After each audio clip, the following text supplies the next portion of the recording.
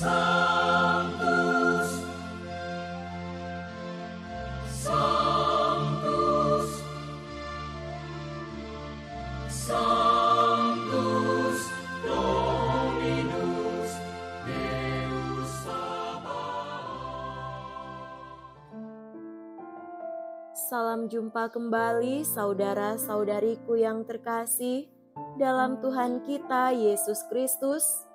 Salam sejahtera untuk kita semua.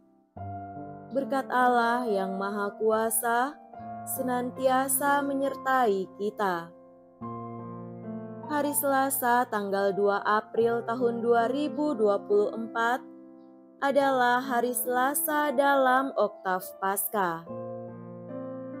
Marilah kita mendengarkan dan merenungkan bacaan-bacaan kitab suci. Dalam nama Bapa dan Putra dan Roh Kudus. Amin. Bacaan pertama dari Kisah Para Rasul, bab 2, ayat 36 sampai 41. Pada hari Pentakosta, berkatalah Petrus kepada orang-orang Yahudi, "Seluruh kaum Israel harus tahu dengan pasti bahwa Allah telah membuat Yesus yang kamu salibkan itu menjadi Tuhan dan Kristus." Ketika mendengar hal itu, hati mereka sangat terharu, lalu mereka bertanya kepada Petrus dan rasul-rasul yang lain, "Apakah yang harus kami perbuat, saudara-saudara?" Jawab Petrus kepada mereka, "Bertobatlah, dan hendaklah kamu masing-masing memberi dirimu dibaptis dalam nama Yesus Kristus untuk pengampunan dosamu. Maka kamu akan menerima karunia Roh Kudus. Sebab bagi kamulah janji itu, bagi anak-anakmu dan bagi semua orang yang masih jauh, yaitu sebanyak yang akan dipanggil oleh Tuhan Allah kita." Dan dengan banyak perkataan lain lagi, Petrus memberi suatu kesaksian yang sungguh-sungguh, dan ia mengecam dan menasihati mereka, katanya, "Berilah dirimu diselamatkan dari angkatan yang jahat ini." Demikianlah sabda Tuhan. Syukur kepada Allah.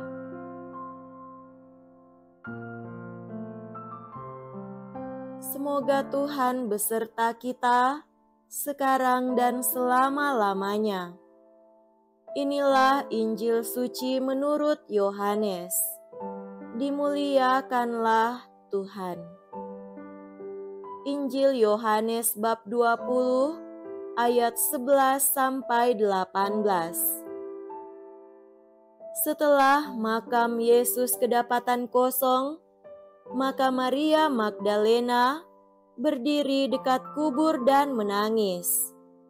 Sambil menangis, ia menjenguk ke dalam kubur itu, dan tampaklah olehnya 2 orang malaikat berpakaian putih, yang seorang duduk di sebelah kepala, dan yang lain di sebelah kaki di tempat mayat Yesus terbaring. Kata malaikat-malaikat itu kepadanya, "Ibu, mengapa engkau menangis?" Jawab Maria kepada mereka, "Tuhanku telah diambil orang, dan aku tidak tahu di mana ia diletakkan." Sesudah berkata demikian, ia menoleh ke belakang dan melihat Yesus berdiri di situ, tetapi ia tidak tahu bahwa itu adalah Yesus. Kata Yesus kepadanya, "Ibu, mengapa engkau menangis? Siapakah yang engkau cari?" Maria menyangka orang itu adalah penunggu taman. Maka ia berkata kepadanya, "Tuan, jikalau Tuan yang mengambil dia, katakanlah kepadaku di mana Tuhan meletakkan dia, supaya aku dapat mengambilnya." Kata Yesus kepadanya, "Maria." Maria berpaling dan berkata kepadanya dalam bahasa Ibrani, "Rabuni," artinya guru. Kata Yesus kepadanya, "Janganlah engkau memegang aku, sebab aku belum pergi kepada Bapa. Tetapi pergilah kepada saudara-saudaraku dan katakanlah kepada mereka bahwa sekarang aku akan pergi kepada Bapakku dan Bapamu, kepada Allahku dan Allahmu." Maria Magdalena pergi dan berkata kepada murid-murid, "Aku telah melihat Tuhan," dan juga bahwa Tuhanlah yang mengatakan hal-hal itu kepadanya. Demikianlah sabda Tuhan. Terpujilah Kristus. Saudara-saudariku yang terkasih dalam Tuhan kita Yesus Kristus, tema renungan kita pada hari ini adalah bukti kebangkitan. Bacaan-bacaan kitab suci hari ini memberikan kita bukti kebangkitan Yesus. Sampai hari ini, ada orang yang mempertanyakan atau meragukan kebangkitan Yesus.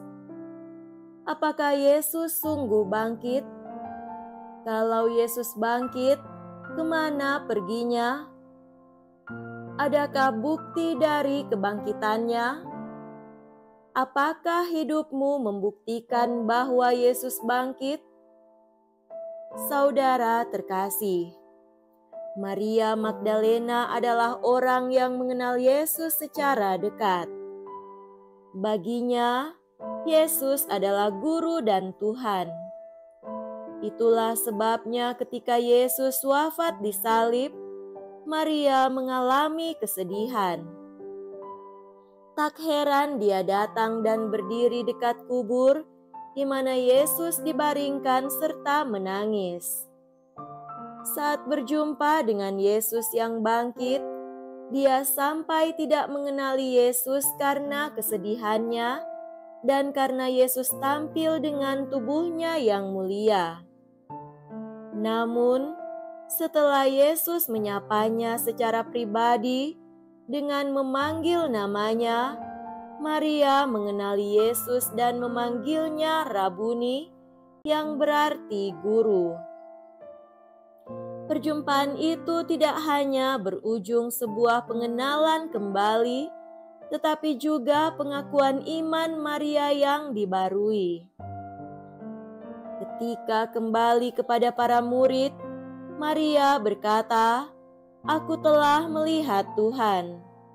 Kita dapat melihat kebaruan dari pengalaman dan pengenalan, pengakuan iman dan pewartaan Maria. Dia yang bersedih dan menangis karena kehilangan dia yang wafat, kini pergi dan mewartakan kepada para murid, "Aku telah melihat Tuhan." Maria memberitakan bahwa Yesus bangkit. Kebaruan dalam hidup dan pewartaan karena kebangkitan Kristus ditunjukkan pula oleh Petrus dalam keyakinan iman, hidup, dan pewartaannya. Dengan lantang Petrus mewartakan bahwa Yesus bangkit, jadi seluruh kaum Israel harus tahu dengan pasti bahwa Allah telah membuat Yesus yang kamu salibkan itu menjadi Tuhan dan Kristus. Pengakuan iman dan pengalaman hidup baru serta pewartaan dengan semangat baru itulah juga yang diteruskan oleh Petrus kepada orang-orang yang mendengarkan dia. Bertobatlah dan hendaklah kamu masing-masing memberi dirimu dibaptis dalam nama Yesus Kristus untuk pengampunan dosamu, maka kamu akan menerima karunia Roh Kudus. Saudara-saudariku terkasih, kebaruan dalam pengenalan dan pengakuan iman akan Yesus, pengalaman dibarui dan pewartaan penuh semangat akan Kristus yang bangkit itulah yang membuktikan bahwa Yesus tidak mati, tetapi sungguh hidup. Hidup kita yang dibarui dan dibangkitkan oleh pertobatan dan karunia Roh Kudus yang dibawa oleh Kristus yang bangkit, itulah juga bukti baru dan tak terbantahkan dari kebangkitan Kristus. Semoga demikian. Amin. Dalam nama Bapa dan Putra dan Roh Kudus. Amin.